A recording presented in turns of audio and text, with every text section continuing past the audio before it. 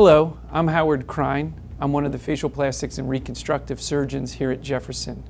I wanted to talk to you about facial rejuvenation today. I wanted to start off by talking about brow lifting. Brow lifting comes in a variety of techniques. There is minimally invasive brow lifting, such as the endoscopic brow lift. There's also things called direct brow lifting and non-direct or indirect brow lifting.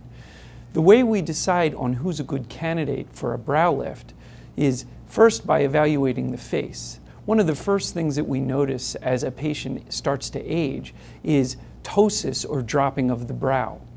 When that happens, you can get redundancy of the upper eyelid skin, an angry or a tired look. Brow lifting helps reduce the symptoms and the signs of this ptotic or dropping brow. The way we perform the brow lift is either endoscopically or through a direct surgical technique. The endoscopic brow lift is done with virtually no incisions that can be seen. The incisions are up here in the hairline or along the lateral aspect of the hairline. They're hidden and nobody can see them. The way we perform a brow lift is preoperatively we would have discussed on how much elevation the brow would need. And that simply is how much of the brow would be elevated and to what height. We don't want to make it unnatural looking. Once we've decided that, we would proceed to the operating room where the brow lift would take place. The brow lift can be done, as I mentioned, a number of different ways. The endoscopic brow lift is done with very small incisions in the hairline, and so nothing on the face to be seen. When the brow is elevated, usually a half a centimeter to a full centimeter, it really does restore a youthful and healthy look.